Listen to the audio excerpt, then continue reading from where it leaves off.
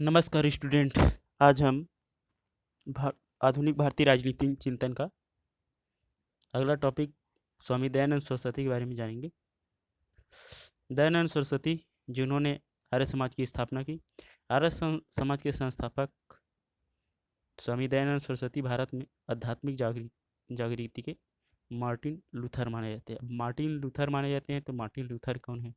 तो Martin Luther एक ऐसे धर्मज्ञ थे जिन्होंने पूरे विश्व में फैले हुए जितने भी ईसाई धर्म के लोग थे उन सभी लोगों को उन्होंने बाइबिल की ओर लौटने के लिए या अपने धर्म की ओर लौटने के लिए उन्होंने आग्रह किया था, ताकि किसी भी प्रकार के धर्म के साथ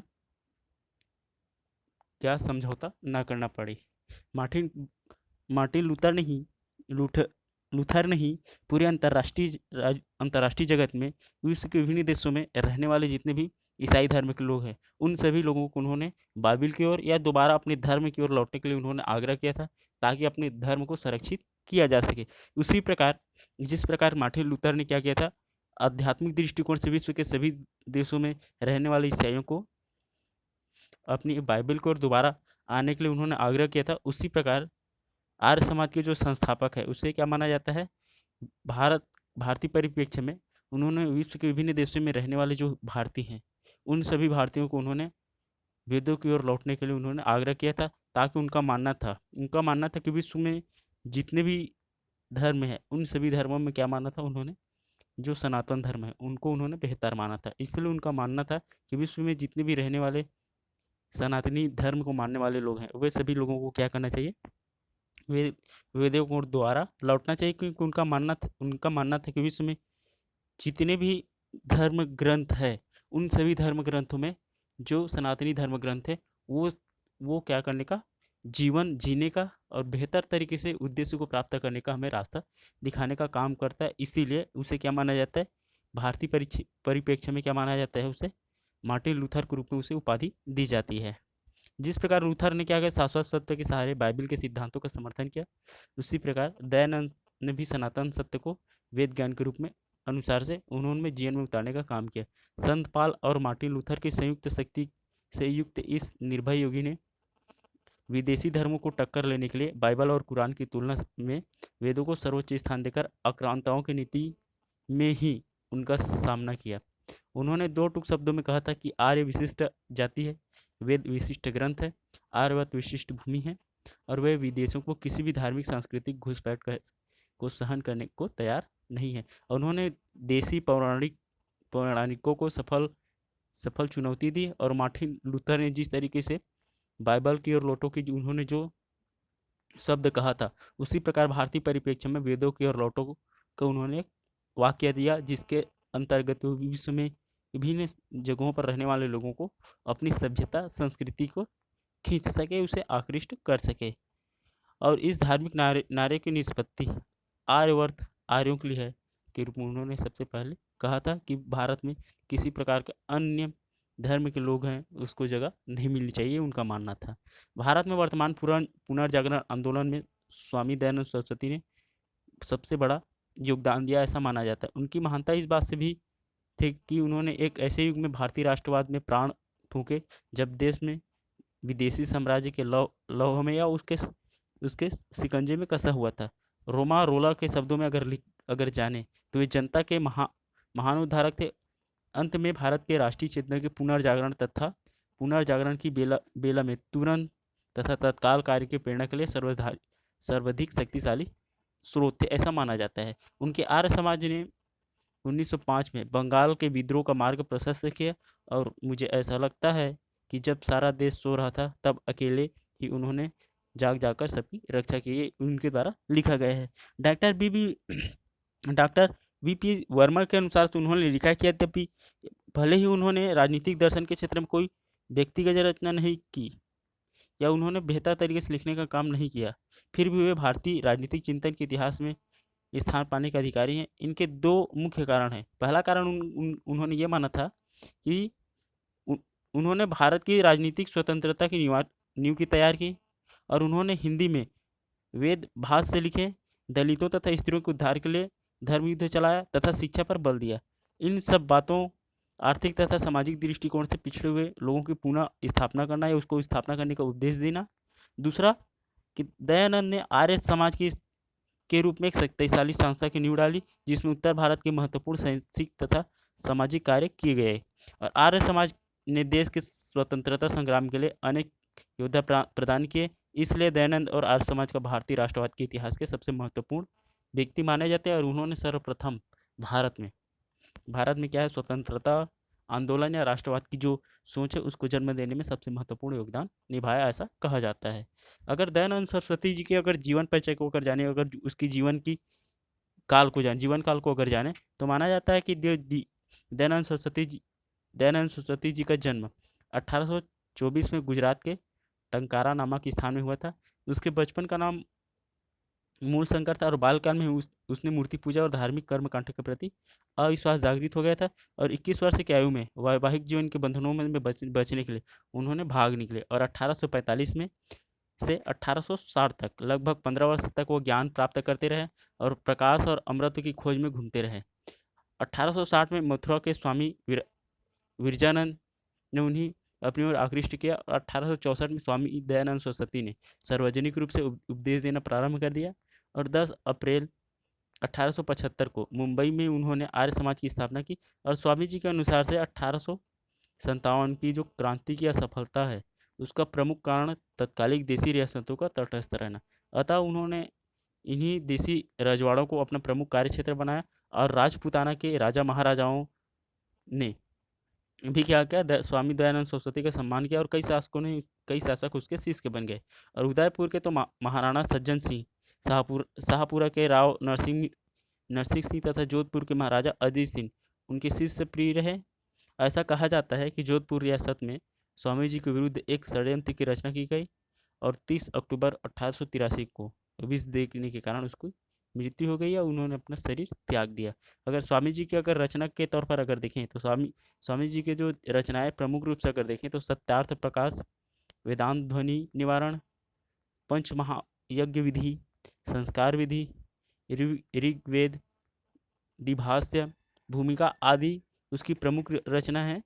और ऋग्वेद दिभाष्य भूमिका वैदिक साहित्य में अपना विशिष्ट स्थान रखता है। स्वामी ने अपने समस्त विचार एवं उपदेश वेदों पर आधारित किए हैं। उनकी दूसरी रचनाएं सत्यार्थ प्रकाश है, इसमें 14 अध्याय है और इस ग्रंथ में उन्होंने भारत में प्रचलित सभी धार्मिक एवं दार्शनिक मतांतरों का विवेचन किया। सत्य प्रकाश का 8वां अध्याय उनके राजनीतिक जीवन का दर्शन कराता है और उनकी रचनाओं का मूल आदर्श देशभक्ति और राष्ट्र प्रेम को आकर्षित था। उसके बाद आता है, ये तो उसकी रचनाएं होगी, मगर दयानंद सरस्वती का जो राजनीतिक विचार, जो उन्होंने राजनीतिक व्यवस्थाओं पर उन्होंने अपने विचार प्रस्तुत करने का कार्य किया है, उसका दार्शनिक आधार क्या है। दार्शनिक कहने का मतलब ये है कि उन्होंने कौन सा ऐसे आने वाले भविष्य के लिए ऐसे कौन से विचार देखे जिसके आधार पर उन्होंने राजनीतिक व्यवस्था का निर्माण करने का कार्य किया। तो स्वामी दयानंद सरस्वती मूल रूप से एक राजनीतिक चिंतन न होकर एक महान दार्शनिक तथा धार्मिक एवं सामाजिक चिंतक थे। उसकी मान्यता थी कि धार्मिक सुधारों के अभाव में एक राष्ट्र और समाज को दोबारा जन्म नहीं दिया जा सकता।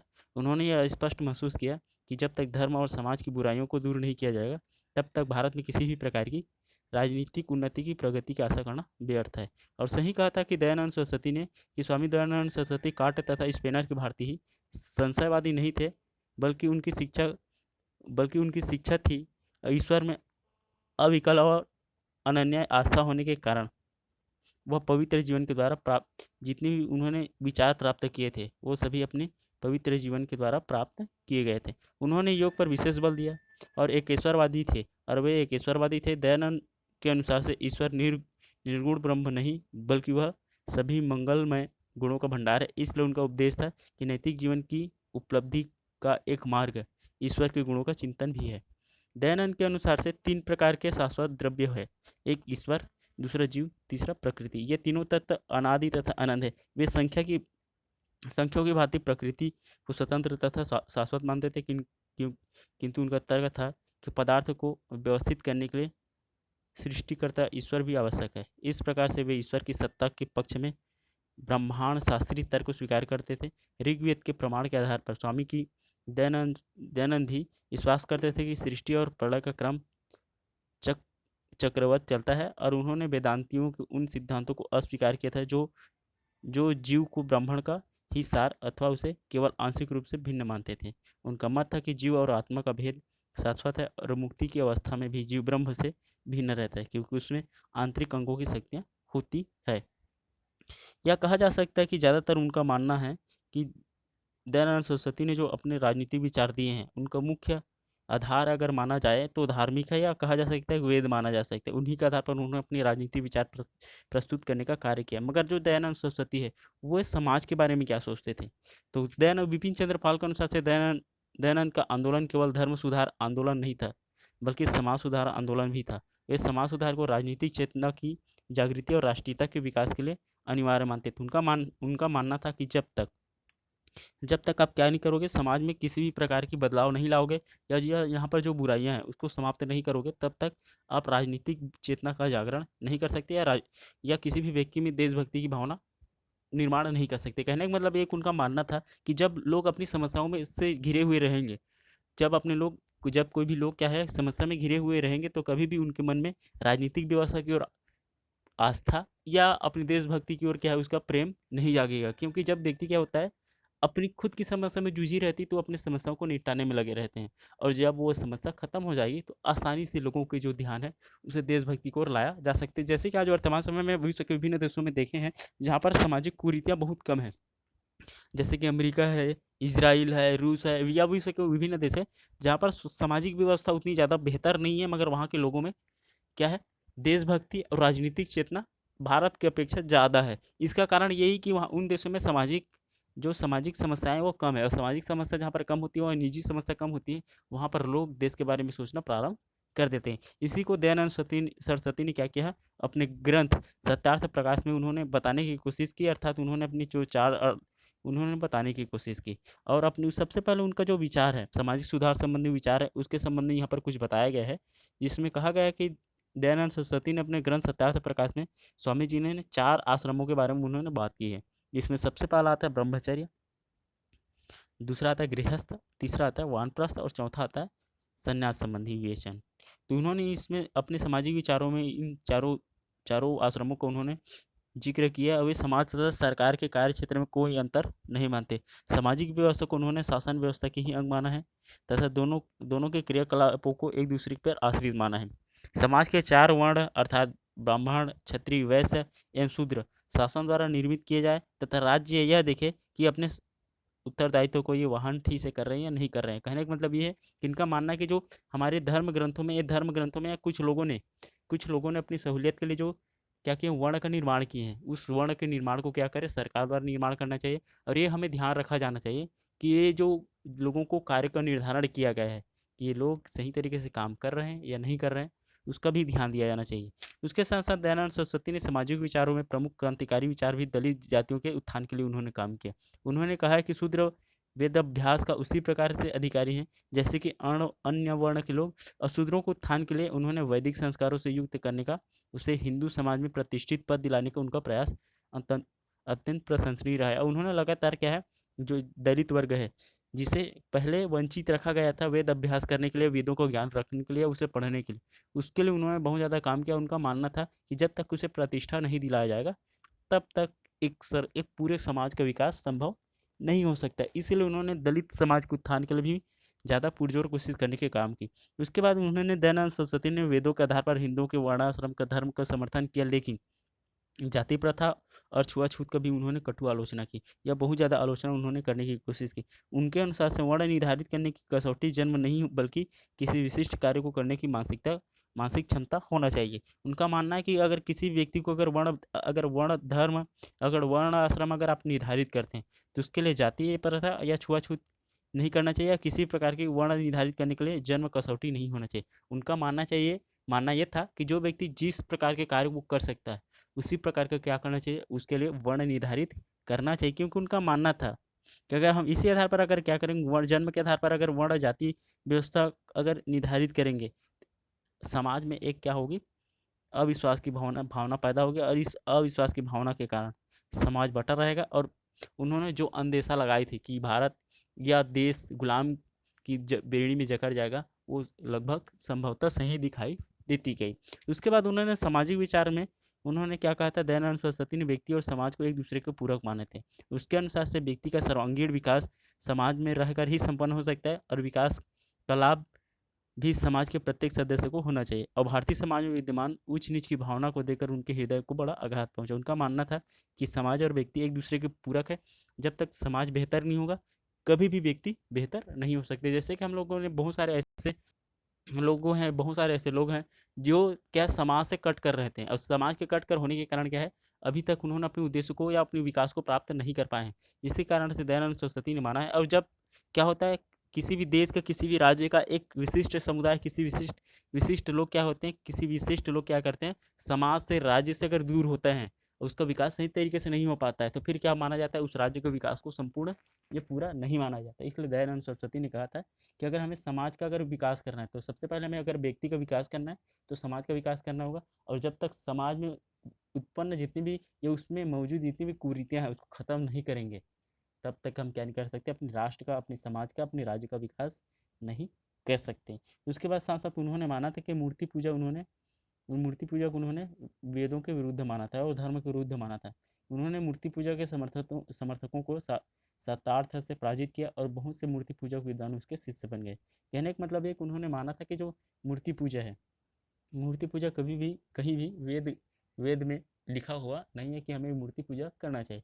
तो उन्होंने मूर्ति पूजा का भी विरोध किया था। उसके साथ साथ उन्होंने बाल विवाह को घोर विरोध करते हुए विचार दिया था कि 16 साल से कम उम्र वाली स्त्री के गर्भाधान करने की क्षमता नहीं होती, और इन नियमों के चलते इसे इन चलने वाले दुखों के भागी होते हैं। कहने का मतलब वो है कि उन्होंने साइंटिफिक तरीके से उन्होंने विरोध करने की कोशिश की कि 16 साल के जो कम की स्त्रियां होती है, इसमें गर्भधान करने का क्षमता नहीं होती है, उसकी आयु नहीं होती। इसके लिए उन्होंने क्या किया, उन्होंने जो व्यक्ति इस प्रकार के कार्य करते हैं, 16 साल के कम के बच्चों का शादी कराने का काम करते हैं, वो उतने ही पाप के भागीदारी होते हैं जितने की एक एक व्यक्ति की मृत्यु या हत्या करने वाले व्यक्ति होते हैं। ये उन्होंने अपने विचार, सामाजिक विचार प्रदान करने की कोशिश की। और दयानंद सरस्वती ने नारी नारी की गरिमा का समर्थन किया और हिंदू समाज में प्रचलित इस धारणा का खंडन किया कि नारी पुरुष के समान नहीं है, और नारी के सामाजिक जीवन पर लगे अनुचित प्रतिबंधों को उन्होंने निंदा की, और स्त्री जाति के मातृत्व की शक्ति को पूजने पर उन्होंने बल दिया। और वेदों का अध्ययन वेदों के अध्ययन में जो स्त्रियों को अलग रखा गया था, उनकी दृष्टि में सर्वथा अनुचित अनुचित था, क्योंकि स्वामी दयानंद ने वस्तुतः स्त्रियों को गौरव को बढ़ाया था। विवाह संबंध में दयानंद सरस्वती ने भी क्या किया था, उन्होंने कुछ विचार देने की कोशिश की थी।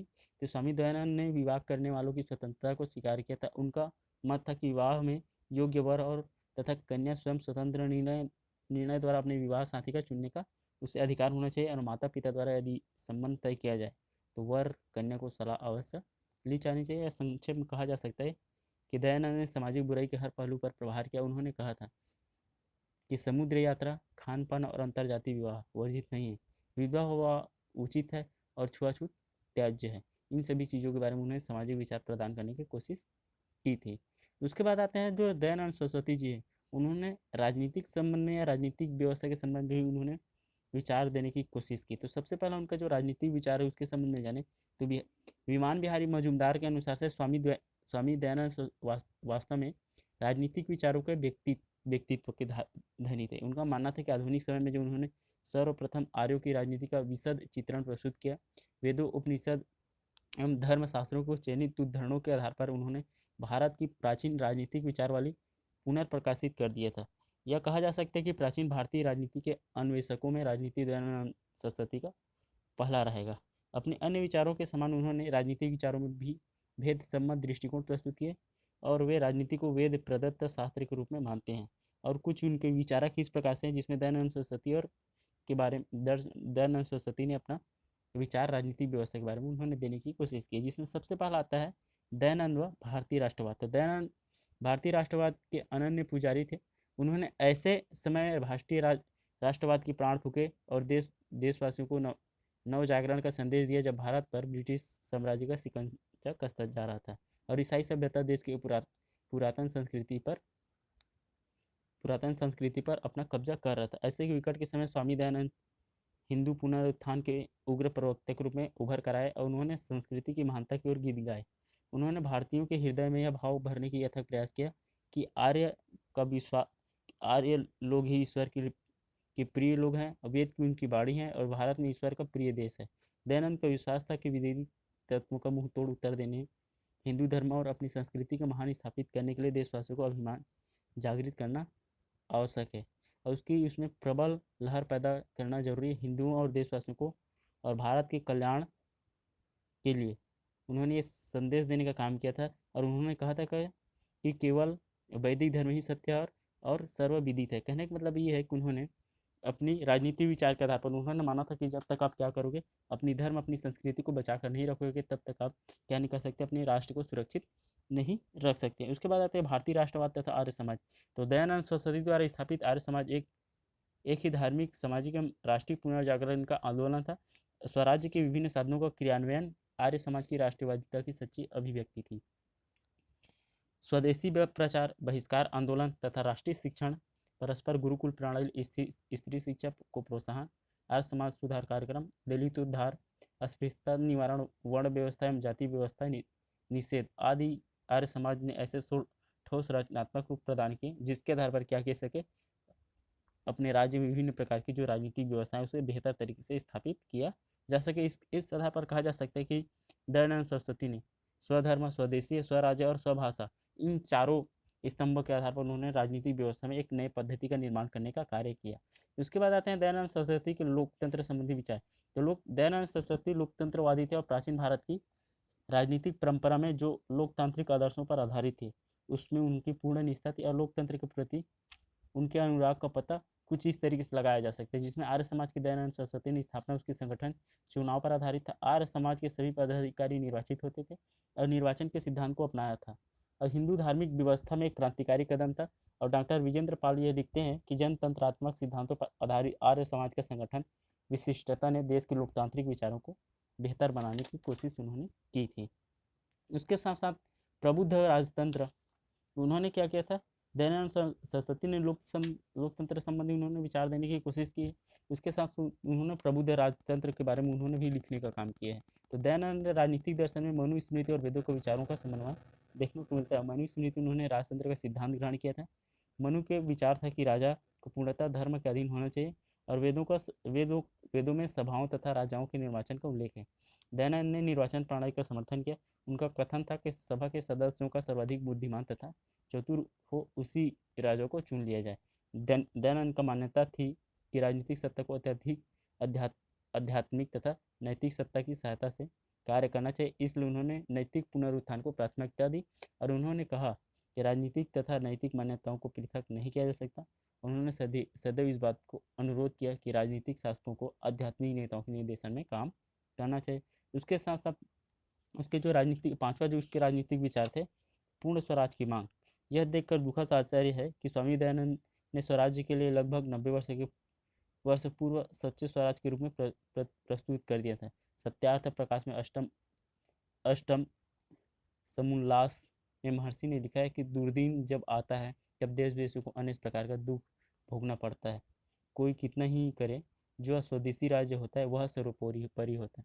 भारतीय राष्ट्रीय कांग्रेस की स्थापना सत्यार्थ प्रकाश के उपरोक्त उद्घृत वाक्यों के लगभग 10 वर्ष बाद हुआ और हेनरी कैंपबेल वेयरमैन से वर्षों पूर्व उन्होंने स्वशासन को मनुष्य का जन्मसिद्ध अधिकार घोषित किया। उदार राष्ट्रवाद के प्रवर्तक इस धारणा के ब्रिटिश सरकार के सर्वोत्तम प्रशासन है। आलोचना के समय बर्बाद न करते उन्होंने सीधे शब्दों में सुराज और स्वराज में इस अंतर स्पष्ट किया और आर्य समाज के संस्थापक द्वारा उस समय स्वदेशी राज्य स्वराज्य स्वशासन की बात करना जब देश की राजनीतिक स्तर पर उतना परिपक्वता था विशेष रूप से महत्वपूर्ण था। कहने का मतलब ये उसके साथ साथ उन्होंने दयानंद सरस्वती ने आज वर्तमान समय जो पंचायती राज व्यवस्था है उसकी भी कल्पना उन्होंने उस समय कर ली थी जब उन्होंने अपनी राजनीतिक दर्शन लिख रहे थे और राजनीतिक जीवन चला रहे थे। दयानंद सरस्वती ने जिस राजनीतिक व्यवस्था की कल्पना की थी उसका सारा लोकतांत्रिक विकेंद्रीकरण, वे ऐसी राज्य व्यवस्था के समर्थक थे जिसकी इकाई हो। उसके अनुसार से 2, 3, 5 और 100 ग्रामों के बीच एक अन्य स्थान रखे जिसमें यथोयोग्य राज्य कर्मचारी निगरानी के लिए नियुक्त किया जाए। एक ग्राम से एक प्रधान पुरुष को रखा, उन्हीं 10 ग्रामों से ऊपर दूसरा, उन्हीं 20 ग्रामों से ऊपर तीसरा, उन्हीं 100 ग्रामों में से चौथा, इन्हीं 17 ग्रामों में से 5वां पुरुष रखे, अर्थात जैसे आजकल एक ग्राम में एक पटवारी, उन्हीं 10 ग्रामों में एक थाना, उन्हीं 3 थानों में एक बड़ा थाना और उन 5 थानों में एक तहसील, तहसील पर एक जिला नियत रखा गया है। उसी प्रकार से उन्होंने प्राचीन राजनीतिक पद्धति के लिए उन्होंने बात रखी थी। और यह आश्चर्य की बात है कि गांधी जी से भी पहले दयानंद सरस्वती ने गांव के आर्थिक एवं राजनीतिक व्यवस्था को पतन को खेद प्रकट किया था और मनुस्मृति के आधार पर गांव को प्रशासन तंत्र का अभिन्न अंग बनाने का विचार किया था, मगर उसके विचारों को कभी भी ज़्यादा प्राथमिकता नहीं दी गई थी। अगर उसके अगले विचार राजनीतिक विचार देखें तो दयानंद सरस्वती ने स्वदेशी वस्तुओं का प्रयोग धार्मिक कर्तव्यों को समझते थे। उनका मानना था कि अपनी, जैसे कि उन्होंने पहले अपने राजस्थान के दौरा के दौरान उन्होंने जोधपुर पहुंचे तो उन्होंने महाराजा को अपने राज्य में उत्पन्न होने वाली स्वदेशी कपड़े उद्योग की सहायता करने की सलाह दी। जिस भावना से प्रेरित होकर महर्षि ने स्वदेशी स्वदेशी का नारा दिया था और 1905 में बंग भंग में उत्पन्न परिस्थितियों ने देशवासियों के समक्ष उस उपयोगिता उन्होंने स्पष्ट कर दी और कांग्रेस द्वारा स्वदेशी कार्यक्रम अपनाए जाने से पूर्व ही आर्य समाज के कार्यकर्ता इसके प्रचार प्रसार में जी जान से जुटे हुए थे। यह उस समय संपूर्ण असहयोग आंदोलन की पूर्व सूचना, जिसे 20 वर्ष बाद सारे देश को झकझोर दिया था। अहिंसा के संबंध में उसके जो धारणा थी, तो अहिंसा के संबंध में दयानंद सरस्वती ने व्यवहारिक धारणा प्रस्तुत की। उन्होंने पूर्ण अहिंसा को अव्यवहारिक मानते हुए राजनीतिक मामलों में दंड की व्यवस्था को अनिवार्य स्वीकारा था। उनका मानना था कि जब कोई व्यक्ति आपको मारेगा या आपके खिलाफ हथियार उठाएगा तो आप उसके सामने क्या है, हाथ जोड़कर खड़े नहीं रह सकते। उसके लिए आपको क्या करना होगा, आपको हथियार उठाना पड़ेगा। जब तक हथियार नहीं उठाओगे तब तक क्या क्या नहीं कर सकते, एक समाज को सुरक्षित नहीं रख सकते। इसी के संबंध को उन्होंने अहिंसा के धारणा को उन्होंने अस्वीकार किया। उन्होंने माना था कि बिना किसी कारण के किसी व्यक्ति को दंड देना ये अनुचित होगा, मगर अगर कोई व्यक्ति आप पे हमला कर रहा है फिर भी आप चुप रहते हैं तो उसे क्या माना जाता है, उनके आधार पर उन्होंने पाप माना है और देश हित में उसे नहीं माना है। ये उसकी अहिंसा संबंधी विचार थे। उसके बाद आता है उसका दंड संबंधी विचार उन्होंने दिया था राजनीतिक व्यवस्था को सुधारने के लिए। तो दयानंद ने विधि तथा दंड को प्रमुखता दी है। मनुस्मृति के आधार पर उन्होंने लिखा है कि दंड ही राजा का शासन करता है, वही 4 वर्ण 4 आश्रमों में धर्मों को प्रतिभूत करता है। कानून ही धर्म है तथा दंड पापों का नाश करने वाला है। राजा को पक्ष पक्षपात रहित होकर क्या करना चाहिए, न्याय करना चाहिए। यदि धर्म विलुप्त हो जाए तो दंड का भागी होता है। उन्होंने राजा के लिए कठोर दंड की व्यवस्था की है, जिससे अपराध के साधारण मनुष्य एक भाग दंड है, उसी अपराध में राजा भर 1000 गुना दंड देना चाहिए। कहने का मतलब एक उनका मानना था कि एक राजा को जितना सजा, जितना एक अन्य सामान्य नागरिक को सजा होती है गलती करने से, उससे 1000 गुना सजा राजा को दिया जाना चाहिए। तभी हम क्या कर सकते हैं, एक बेहतर व्यवस्था का निर्माण कर सकते हैं। उसके साथ साथ दयानंद सरस्वती ने शिक्षा के संबंध में भी अपने विचार देने की कोशिश की। तो दयानंद ने शिक्षा को मानव जीवन का महत्वपूर्ण ध्येय या उद्देश्य माना था। उसके अनुसार संसार में जितने दान हैं उन सभी दानों में सबसे सर्वश्रेष्ठ दान वेद विद्या का दान को उन्होंने माना है। उनका शिक्षा संबंधी विचार वैदिक परंपरा के घोतक माना जाता है। वे शिक्षण संस्थानों को गुरुकुल प्रणाली के आधार पर संगठित करना चाहते थे कि जहाँ विद्यार्थी रहना आवश्यक था, नगर ग्राम कम से कम 5 मील दूर आवासीय शिक्षण संस्थानों में उसकी स्थापना किया जाए और इस शिक्षण संस्थानों में विद्यार्थियों को उसकी शिक्षा पूरी होने तक रहने के पक्षधर थे। गुरुकुल में विद्यार्थियों को पारिवारिक आर्थिक स्तर के आधार पर कोई भेदभाव नहीं किया जाना चाहिए और उन्होंने स्त्रियों एवं शूद्रों की शिक्षा पर विशेष बल दिया था। उनका मानना था कि जब आप अपने देश के अपनी समाज के आधी जनसंख्या शिक्षित होगी, आपके यहाँ रहने वाले हर व्यक्ति क्या होगा, शिक्षित रहेगा, तो आपके जो गृहस्थ आश्रम है वो आनंदमय तरीके से बीतेगी। उन्होंने पुरुषों के लिए शिक्षा 22 वर्ष तक रखी थी, जिसमें पुस्तकों के अध्ययन के साथ साथ शारीरिक विकास के आवश्यक चीज़ों को उन्होंने स्वीकार किया था। उसके बाद अगर भारतीय राजनीतिक चिंतन में दयानंद सरस्वती का योगदान को अगर देखें तो माना जाता है कि स्वामी दयानंद सरस्वती भारतीय राष्ट्रवाद के आध्यात्मिक पैगंबर थे। हिंदू धर्म और हिंदू समाज में उन्होंने जो क्रांति पैदा की, उनकी तुलना उस क्रांति से की जा सकती है जो मार्टिन लूथर ने ईसाई धर्म में की थी। और उसके राजनीतिक विचारों का अध्ययन से स्पष्ट होता है कि वे कोरे सन्यासी ही नहीं थे, बल्कि एक महान समाज सुधारक एवं कट्टर देशभक्त थे। उन्होंने परोक्ष रूप से स्वतंत्र राजनीतिक जीवन की नींव डाली और उन्होंने चरित्र निर्माण, नैतिक शिक्षा, शुद्धता का, ब्रह्मचर्य का विशेष बल दिया था। या इस आधार पर कहा जा सकता है कि जो दयानंद सरस्वती थे मूल रूप से एक समाज सुधारक न होकर, एक धार्मिक न होकर, वो एक राजनीतिज्ञ या अर्थशास्त्री भी उसे स्वीकार किया जा सकता है कि जिस आधार पर उन्होंने स्वदेशी व्यापार को बढ़ावा देने के संबंध में उन्होंने अपना विचार प्रस्तुत करने का काम किया था।